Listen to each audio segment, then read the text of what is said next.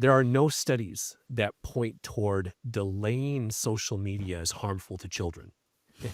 Right? That Mm. that is something that we have to get over the marketing, we have to get over the pressure, we have to get over the culture that is telling us exactly the opposite.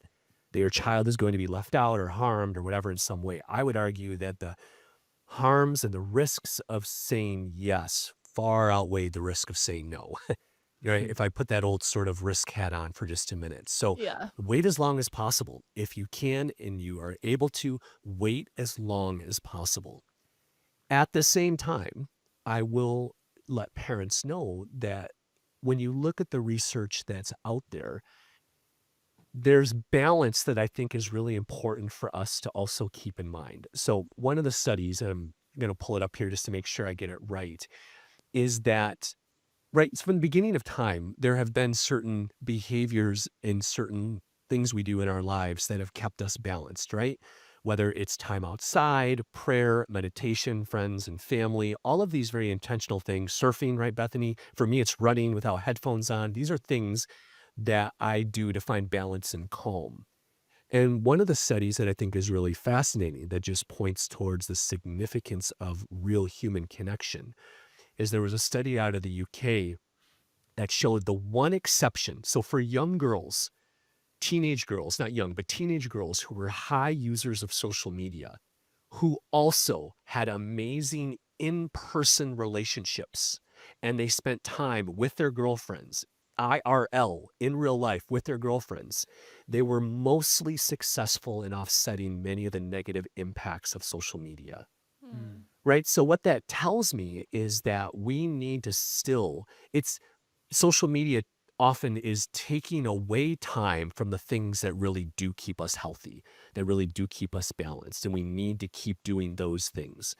Does every 16 or 17-year-old that uses social media become somebody who self-harms, who is anxious and depressed? They don't, right? I have to be honest about that. They don't. Would I prefer they weren't on it? Yes, but not everyone that uses it becomes those things.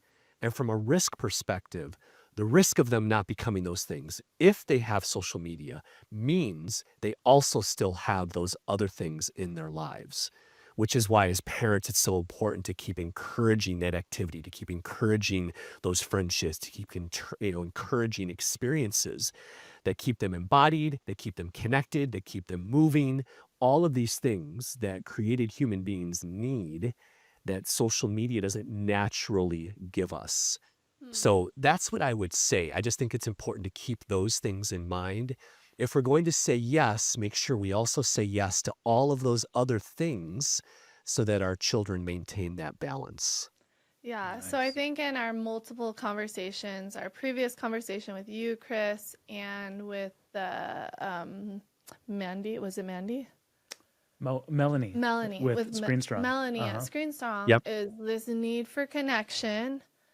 that's But right. I always want to bring up too is like, I think to remember as parents, like we are the leaders of our family and our household. And so That's right. if you feel like you can't tell your child no and make the kind of decision on their behalf, I think that is an issue in itself that you have to kind of question and break down of like, whoa, like my child's not letting me, when I believe this would be the best decision for them. That's right. So say you have a 14-year-old and they're like, there's no way you're letting me off of social media. Like I'm gonna be on social media.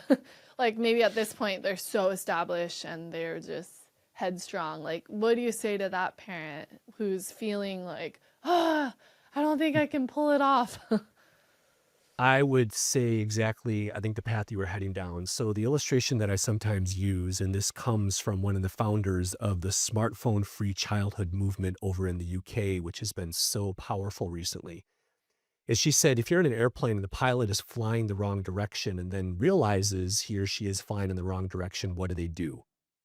They turn around and go in the right direction because that's what a good pilot does. For the benefit of the passengers, that's what a good pilot does. Parents, you are the pilot of your home with the Lord as our lead. If the best thing for your child is to rip the snake that's biting them out of their lives, then please rip the snake out of their lives. Yeah. The Beautiful. the pain that you might experience for a little while that may be throwing a fit, that could be anger, that could be whatever it is.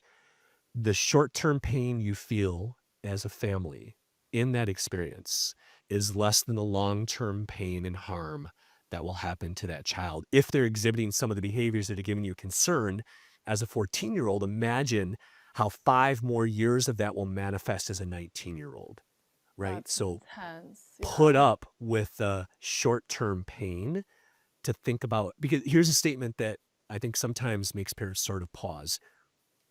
Adam and Bethany, we are not responsible for the current happiness of our children. We are responsible for their long-term holiness. Hmm. We must make digital decisions that are oriented toward holiness instead of happiness. Decisions that are setting them up for success